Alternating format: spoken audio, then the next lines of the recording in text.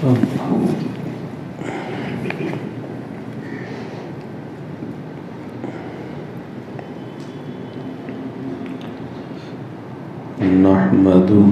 ونصلي ونسلم على رسوله النبي الكريم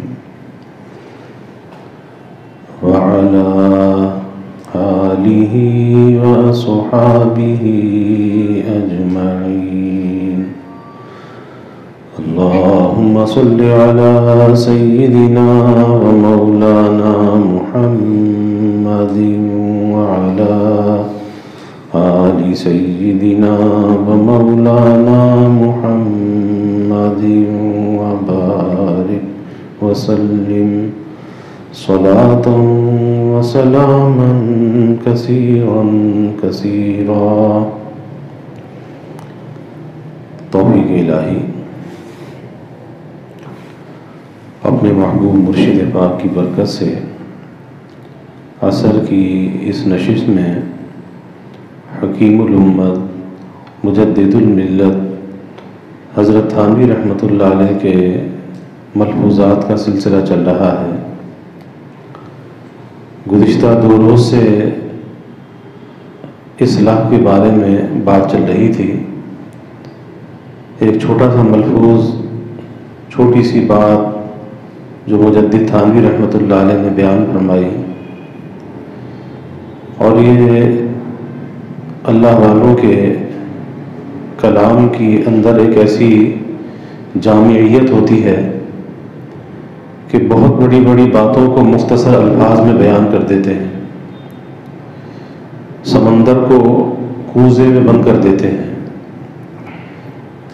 تو جو مختصر سی بات حضرت نے فرمائی کہ اصلاح مسہل ہے اور ذکر و شغل معین ہے، مددگار ہے.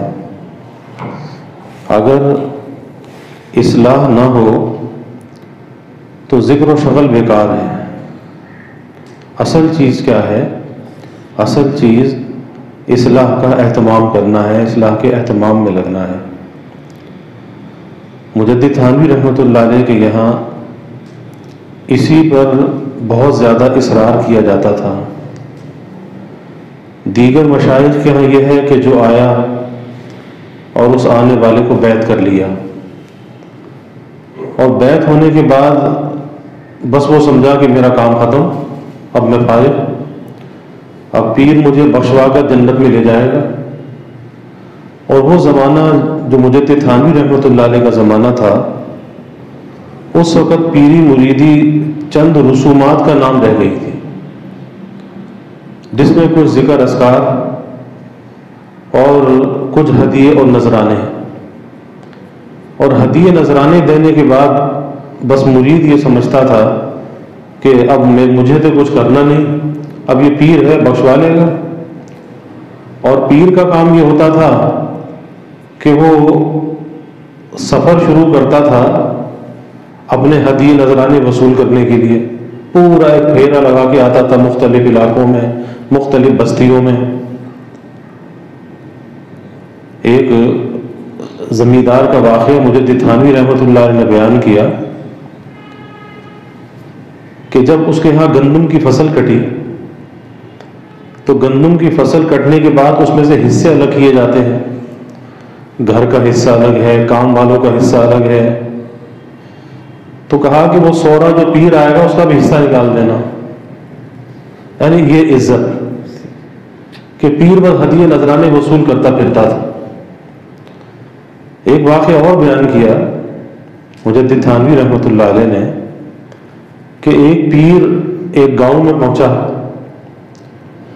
تو گاؤں کا جو چودھری تھا وہ پیر کا مرید تھا.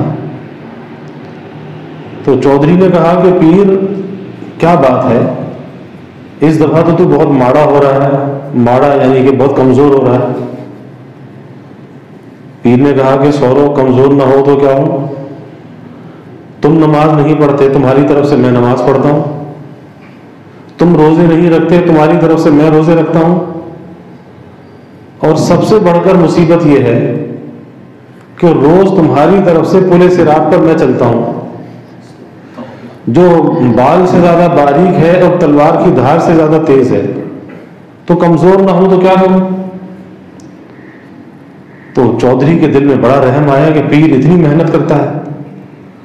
اس نے کہا کہ پیر جا، میں نے تجھے مونجی کا کھیت دیا. تو پیر بھی ہوشیار تھا، اس نے کہا کہ ان گاؤں والوں کی بات کا کیا بھروسہ، چلو چل کے قبضہ تو لے لو. تو کہا کہ چودھری چل ذرا کھیت دکھا بھی دے، قبضہ بھی دے دے. اس نے کہا چل. اب وہ کھیت دکھانے کے لیے چلا تو چاول کی جو فصل ہوتی ہے اس میں فصل میں پانی کھڑا ہوتا ہے اور چلنے کے لیے منڈیر سی ہوتی ہے، اس پہ چلتے ہیں، پگڈنڈی منڈیر. تو پیر آگے آگے، اور پانی چونکہ ہوتا ہے تو اس پہ پھسلن بھی ہوتی ہے، چکنی ہوتی ہے. تو پیر آگے آگے اور وہ چودھری پیچھے پیچھے جا رہا تھا. اچانک پیر صاحب کا پیر پھسلا اور پیر صاحب جا کے نیچے گرے. تو چودھری نے ایک لات اور اوپر سے رسید کی اور کہا کہ ارے تو کہے تھا کہ میں بال سے زیادہ باریک اور تلوار سے زیادہ تیز جو پلے سے رات ہے اس پر چلتا ہوں، تو جھوٹ بولتا ہے. اتنی چوڑی منڈیر پر تو تجھ سے چلا نہ گیا تو اس پہ کیا چلتا ہوگا؟ تو جھوٹا ہے، جا میں تجھے کھیت نہیں دیتا. تو مجدد تھانوی رحمۃ اللہ علیہ نے اس زمانے کے اندر اس طریق کو بے غبار کیا کہ جو چند رسومات کا نام رہ گیا تھا، بدعات کا نام رہ گیا تھا، اس طریق کو بے غبار کیا اور اس کی ایک ایک حقیقت کو ایسا کھول کر بیان کیا کہ حضرت نے خود فرمایا کہ اب میں اس طریق کو، تصوف کو ایسا بے غبار کر کے جا رہا ہوں کہ کوئی پیر کسی مرید کو دھوکہ نہیں دے سکتا.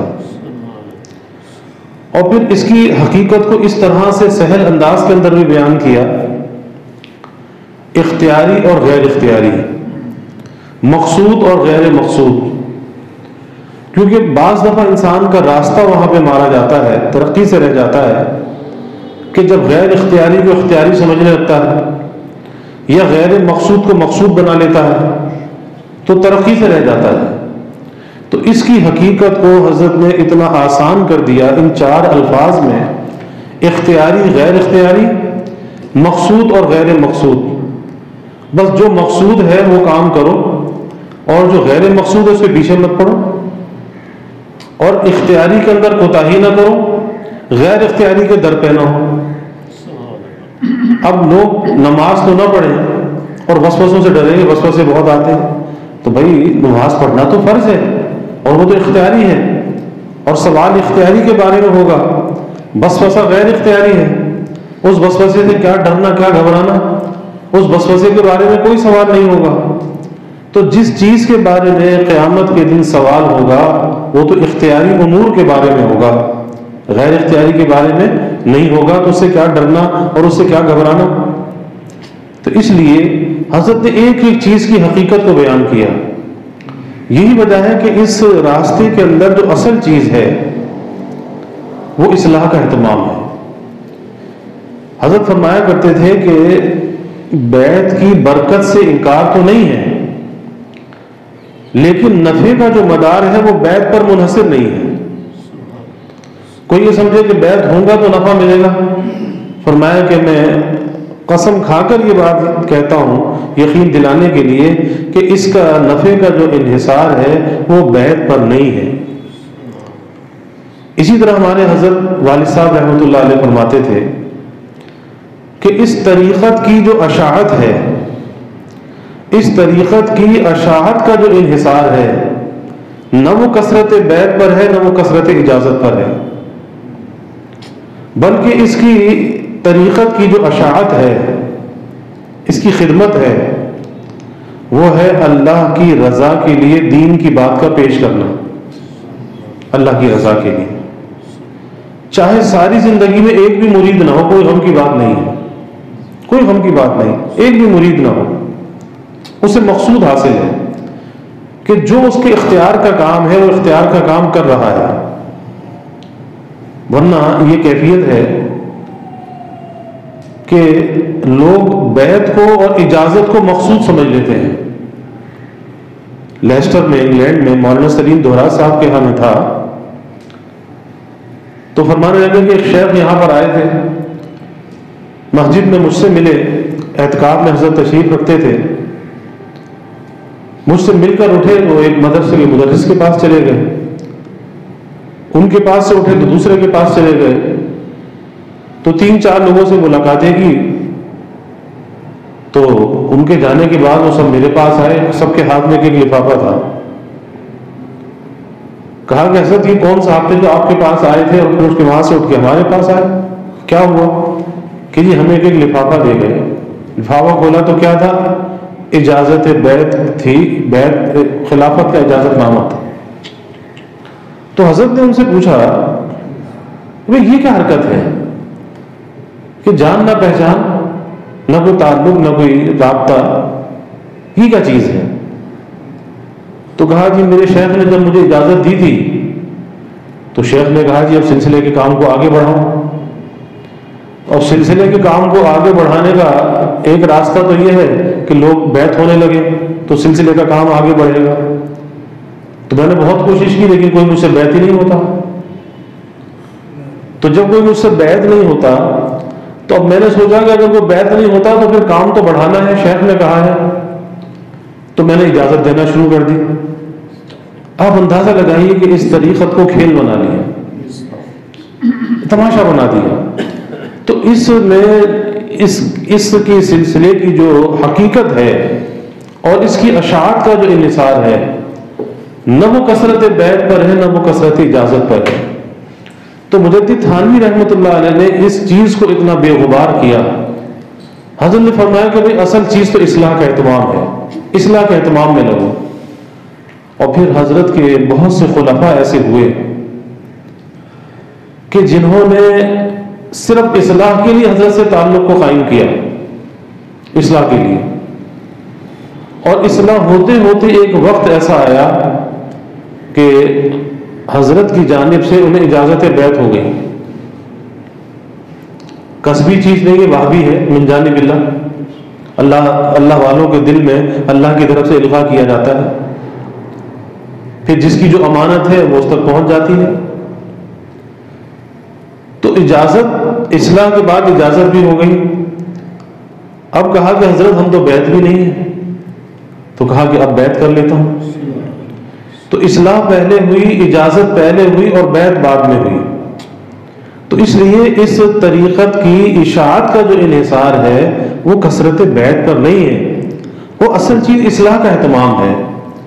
ہمارے حضرت رحمۃ اللہ علیہ فرماتے تھے کہ جیسے جسمانی امراض میں آدمی کسی ڈاکٹر کے پاس جاتا ہے، طبیب کے پاس جاتا ہے، تو وہاں جا کر اس کی کوئی برکت لینے کے لیے نہیں جاتا یا خالی اس کی دعائیں لینے کے لیے نہیں جاتا۔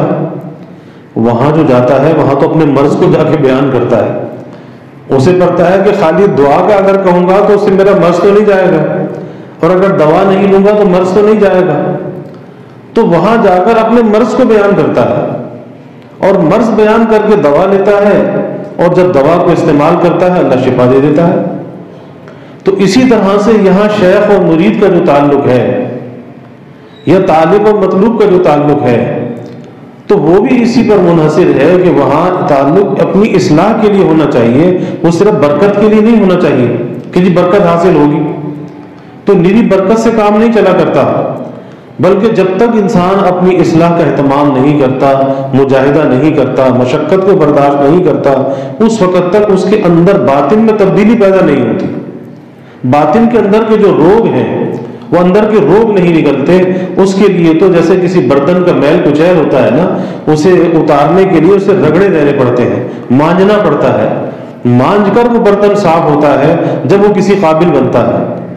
اسی طرح سے انسان کا دل ہے کہ یہ دل کا برتن بہت سی آلودگیوں سے آلودہ ہوتا ہے، تکبر سے، حسد سے، بغض سے، کینے سے، کہیں پہ معاملات کی خرابی ہے، کہیں معاشرت کی خرابی ہے، عبادت گزار ہے لیکن گھر کے اندر معاملات اچھے نہیں ہیں، گھر کے اندر موذی بنا ہوا ہے، بیوی کے حق میں موذی بنا ہوا ہے، بظاہر نماز بھی پڑھتا ہے، وضاقت بھی صحیح ہے، لیکن گھر کے اندر ایک فساد برپا ہوتا ہے۔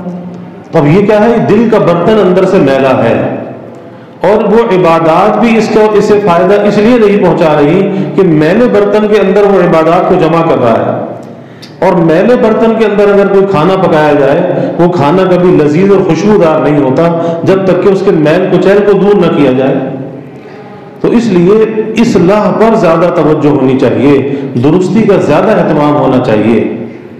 یہ نہیں ہے کہ ایک میلا کچیلا کپڑا ہے اور اس میلے کچیلے کپڑے کو استری کر کے اگر پہن لیا تو اس استری کر لینے سے اس کا میل کچیل تو دور نہیں ہوگا، اس کپڑے کی بدبو تو دور نہیں ہوگی۔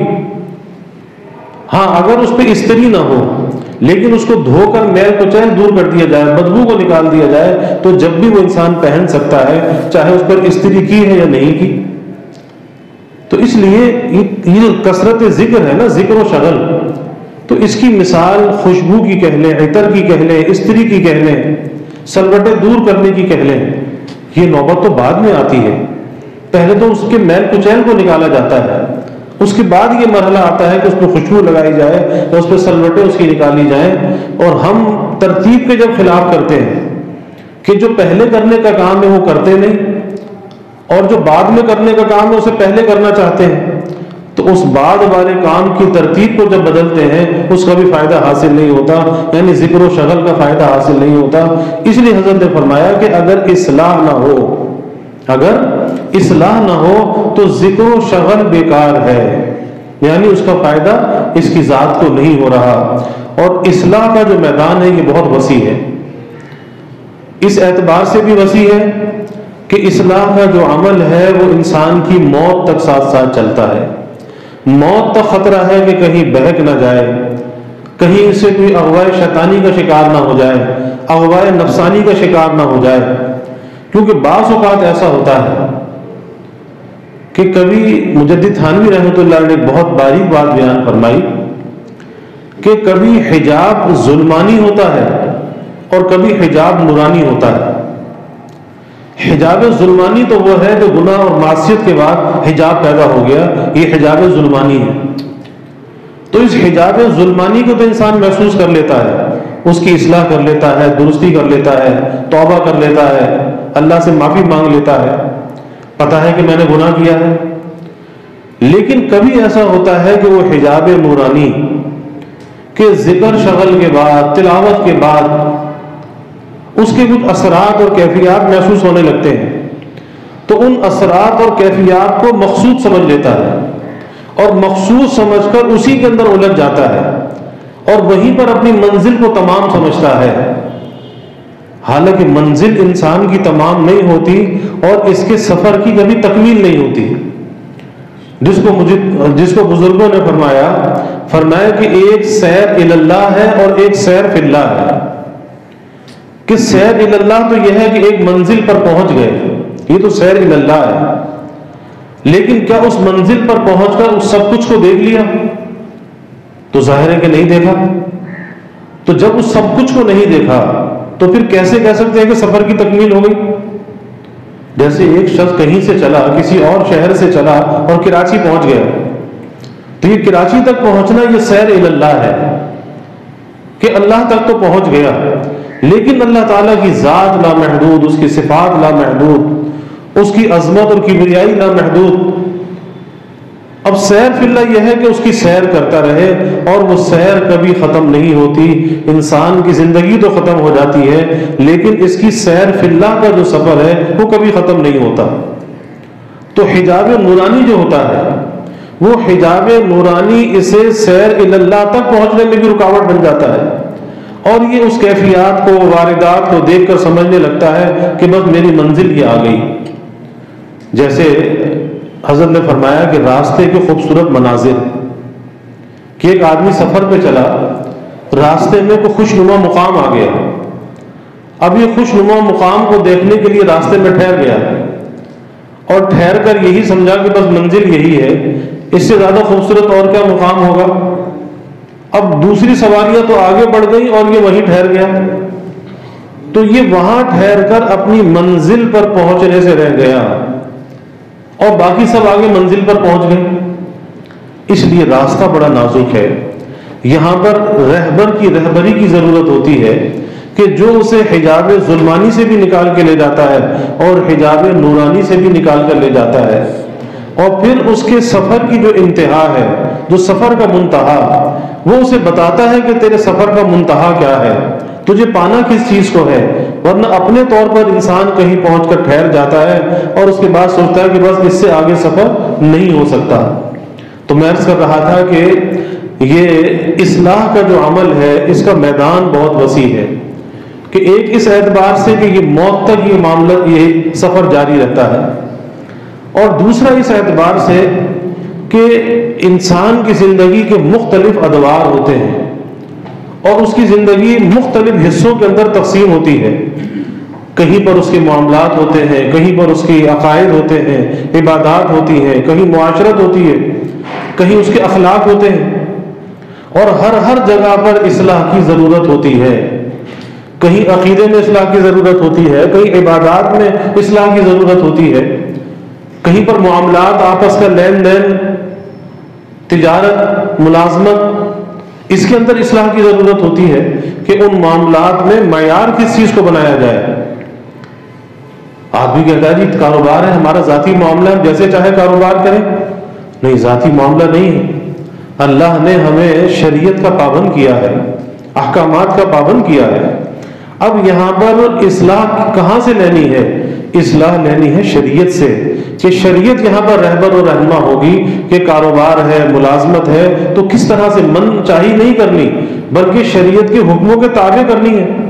اور اگر اپنی مرضی سے کرے گا تو پھر مرضی کی تجارت، آج کے ماحول کے اندر آپ دیکھ لیں بازاروں کا جو حال ہے کہ اکثر چیزوں کے اندر جوا اور سٹا آ چکا ہے، کہ کسی چیز کا وجود نہیں ہوتا، کہ ایک چیز، کسی چیز کا سودا ہوا اور اس کا وجود ہی موجود نہیں ہے، اور وہ چیز بکتی چلی جا رہی ہے، لوگ سودے لکھواتے چلے جا رہے ہیں، اور پھر شام کو نفع نقصان بھی سامنے آ رہا ہے، جی ہاں جی اب تمہارے اتنے ہو گئے، تمہارے اتنے، تو وہ چیز کہاں ہے، کس کے قبضے میں ہے، کون اس کا وکیل ہے، کون بیچنے والا ہے، کوئی کسی کا وجود ہی نہیں ہے، جوا اور سٹا ہے۔ تو اگر شریعت کی رہنمائی نہیں ہوگی تو حلال کی بجائے حرام لقمہ پیٹ میں جائے گا، اپنی اولاد کے پیٹ میں حرام ڈالے گا، اور ایسا ایک معاشرہ اس جوئے اور سٹے میں جکڑا ہوا ہے کہ لوگ سمجھتے ہیں کہ ہمارا ذاتی کام ہے، کہ چینی کے ریٹ ہے، کھل کے ریٹ ہے، تیل کے ریٹ ہے، گولڈ کا ہے، کہ روز 20 50 کلو، ہزاروں کے سونے کا کلو کے حساب سے سونا بک جاتا ہے۔ کس کے پاس ہے وہ سونا؟ اس کا وہ وجود ہی نہیں ہے، سٹا چل رہا ہے، جوا چل رہا ہے، اور لوگ لگے ہوئے ہیں۔ تو اگر شریعت کی رہنمائی نہیں ہوگی، آدمی اپنی درستی نہیں کرے گا، تو پھر حرام پیٹ کے اندر ڈالے گا، پھر کیا عبادت قبول ہوگی، کیا دعا قبول ہوگی؟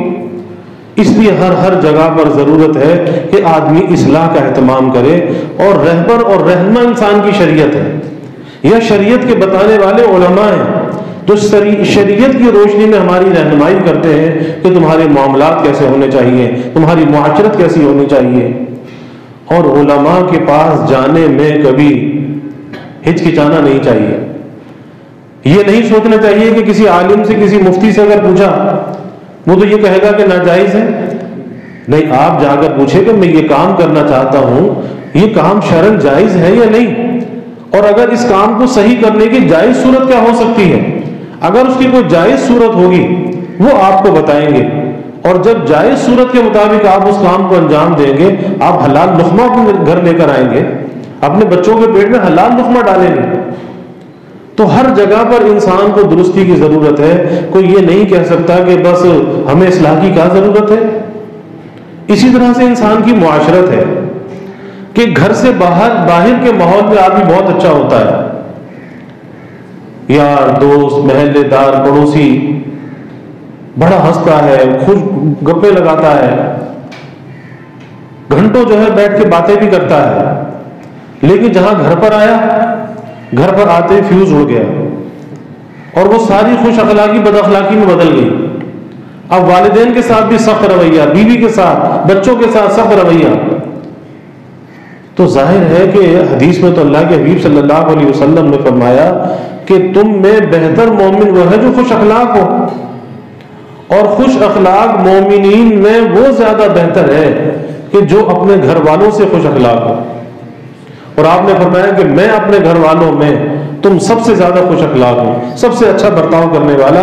آپ نے فرمایا کہ تم سب میں ہوں. اور انسان کا جو امتحان ہے, انسان کا امتحان باہر نہیں ہوتا. باہر تو ہر آدمی اچھا بن جاتا ہے, کیونکہ لوگ تعریف کرتے ہیں نا کہ جی بڑا اچھا ہے, بڑا نرم مزاج ہے, بہت ہنس کر بولتا ہے, چہرے پہ مسکراہٹ رہتی ہے, تو باہر ہر آدمی اچھا بن جاتا ہے. اصل امتحان انسان کا گھر کے اندر ہوتا ہے کہ گھر کے اندر وہ کیسا ہے, اپنی بیوی بچوں کے ساتھ کیسا ہے, اپنے والدین کے ساتھ وہ کیسا ہے. اب امتحان تو یہاں پر ہے کہ یہاں اگر بیوی کی جانب سے ناگواری آ گئی, اولاد کی جانب سے ناگواری آ گئی, اسے ضبط کرتا ہے یا نہیں کرتا, یا اس کے ضبط کا پیمانہ چھلک جاتا ہے, آپے سے باہر ہو جاتا ہے, بد کلامی پہ اتر آتا ہے. آج گھروں کی یہ کیفیت ہے کہ معمولی بات پر گھروں کے اندر گالم گلوچ شروع ہو جاتی ہے. جب باپ اولاد کے سامنے اگر گالم گلوچ کرے گا تو ظاہر ہے کہ وہ بچہ گالیاں تو نہیں سیکھے گا, پھر اور سیکھے گا کیا؟ کیونکہ بچے کے لیے جو اس کے بڑے ہوتے ہیں, ماں باپ ہوتے ہیں, وہ اس کے لیے ایک رول ماڈل ہوتے ہیں, وہ ان کو فالو کرتا ہے. اب گھر کے ماحول میں بچہ جس چیز کو دیکھتا ہے, اچھی چیز دیکھے گا اچھائی اس کے اندر آ جائے گی, اور بری چیز دیکھے گا برائی اس کے اندر آ جائے گی. تو اصل امتحان انسان کا گھر سے باہر نہیں ہوتا, اصل امتحان گھر کے اندر ہوتا ہے کہ آدمی اپنے گھر کے اندر کیسا ہے. اور ہمارے معاشرے کے اندر تو اس چیز کو نہیں جانچا جاتا, پرکھا جاتا.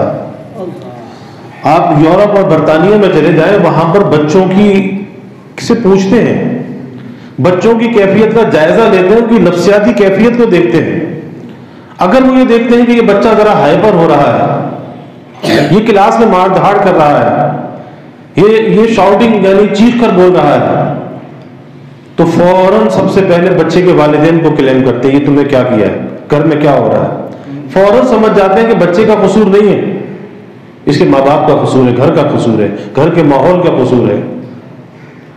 پھر ماں باپ کو وارننگ دی جاتی ہے, اور اگر وارننگ کے باوجود بھی بچے کے اندر تبدیلی نہیں آتی, وہ آپ کے بچے کو اٹھا کے لے جاتے ہیں, کہتے ہیں آپ اس بات کے اہل نہیں ہیں, آپ اپنے بچے کی تربیت نہیں کر سکتے, آپ کے بچے کو آپ سے لے لیتے ہیں. اب وہ ایک الگ پھر کہانی ہے کہ وہ لینے کے بعد بچہ دیتے کس کو, کیونکہ ان کے پاس ایک لمبی فہرست ہوتی ہے بچوں کو اڈاپٹ کرنے کے لیے. اب وہ آپ کا بچہ, مسلمان کا بچہ, کوئی عیسائی مانگ کے لے جائے, وہ یہودی مانگ کے لے جائے کہ جی میرے پاس بچہ نہیں ہے, میں بچے کی پرورش کرنا چاہتا ہوں. وہ کہیں گے اچھا آپ اس کی تربیت کرو گے, آپ اسے اسکول تک لے جاؤ. ان کو ایمان سے کوئی سروکار نہیں ہے, ایمان رہے گا یا نہیں رہے گا, یہ تو ماں باپ کو فکر کرنی چاہیے نا. آپ اس کی پرورش کرو گے, اس کی اچھی تربیت کرو گے, آپ اسے اسکول کی تعلیم کی ذمہ داری نبھاؤ گے, اسکول چھوڑ کر آنا, اسکول لے کر آنا, وہ کہے گا ہاں جی میں نبھاؤں گا, اس بچے کو دے دیں گے. تو کس وجہ سے بچہ ہاتھ سے چلا گیا, اس کا ایمان داؤ پہ لگ گیا, گھر کے ماحول کی وجہ سے. کہ جس گھر کے ماحول کو آپس کی لڑائی اور چپ خلچ نے برباد کیا, اس کا اثر بچوں پر آ گیا. یہ تو ہمارے معاشرے کے اندر اس چیز کی اہمیت نہیں ہے, ورنہ وہ یورپ اور برطانیہ اور UK کا جو معاشرہ ہے وہ بڑا حساس ہے اس معاملے کے اندر. وہاں تو بچے کے جسم کو کھول کے دیکھا جاتا ہے کہ اس کے جسم پہ کوئی مار پیٹ کا کوئی نشان تو نہیں ہے. یہی وجہ ہے کہ بچے کو ہاتھ نہیں لگا سکتے. اگر بچے کو ہاتھ لگایا تو ماں باپ کو وارننگ دی جاتی ہے, اور اگر اس کے باوجود بھی وہ شکایت نہ ختم ہو, اٹھا کر انہیں اندر بند کر دیا جاتا ہے, بچے کو لے لیا جاتا ہے, چیک کیا جاتا ہے باقاعدہ کہ جسم پہ کوئی نشان تو نہیں ہے. پوچھتے ہیں کہ کس وجہ سے, کس نے مارا تھا. یعنی یہ اس طرح سے بچوں کی حفاظت کی جاتی ہے. تو اس لیے اپنے گھر کے ماحول کو درست کرنے کے لیے ہمیں یہاں بھی اصلاح کی ضرورت ہے. بات اصلاح پر چل رہی ہے. پھر اسی طرح ہمارے اخلاق ہیں, جیسے کل بات چل رہی تھی, تکبر ہے, حسد ہے, بغض ہے, کینہ ہے, بے صبری ہے, ناشکری ہے. تو کہیں کوئی بری عادتیں تو ہمارے اندر نہیں ہے, ناشکری تو نہیں ہے, بے صبری تو نہیں ہے, تکبر اور بڑائی تو نہیں ہے. دیکھنا چاہیے, اپنے پیمانے کو جانچنا چاہیے, عاجزی ہے یا نہیں, تواضع ہے یا نہیں, لوگوں کے ساتھ برتاؤ کیسا ہے, زبان میں تلخی ہے یا نرمی ہے, سختی ہے, کیا ہے, دیکھنا چاہیے, جانچنا چاہیے, کیونکہ اصلاح کی ضرورت ہر جگہ پر ہے. تو تو یہ بات یہی چل رہی تھی کہ اگر آدمی ذکر و شغل میں لگ جائے اور اپنی اصلاح کا اہتمام نہ کرے تو پھر ایسا ہی ہے، میلے کچیلے بدن پہ خوشبو لگا رہا ہے، میلے کچیلے کپڑوں پہ خوشبو لگا رہا ہے، یا میلے کچیلے کپڑوں پر استری کر کے پہننا چاہتا ہے، اس کا میل دور کرنا نہیں چاہتا، تو نہ وہ خوشبو اس کے کام آئے گی، نہ وہ استری کرنا کام آئے گا، کیونکہ اس کا عیب جو ہے وہ باقی ہے۔ وہ عیب کیا ہے؟ اس کا میل کچیل ہے۔ اسی طرح انسان کے باطن کے اندر جو عیب ہے، خرابی ہے، وہ اس کے برے اخلاق بھی ہو سکتے ہیں، اس کی بری معاشرت بھی ہو سکتی ہے، اس کے برے معاملات بھی ہو سکتے ہیں۔ تو جب تک ان خرابیوں کو انسان دور نہ کرے، اس وقت تک نہ ماحول اور معاشرہ درست ہو سکتا ہے اور نہ انسان درست ہو سکتا ہے۔ اور انسان خود اپنے آپ کو اگر درست کرے تو پھر ماحول بھی درست ہوتا ہے، معاشرہ بھی درست ہوتا ہے۔ اللہ تعالی ہمیں اس پر عمل کی توفیق عطا فرمائے اور اپنی اصلاح کا، اپنے گھر والوں کی اصلاح کا، درستی کا اللہ ہمیں فکر عطا فرمائے۔ وآخر دعوانا الحمدللہ رب العالمین۔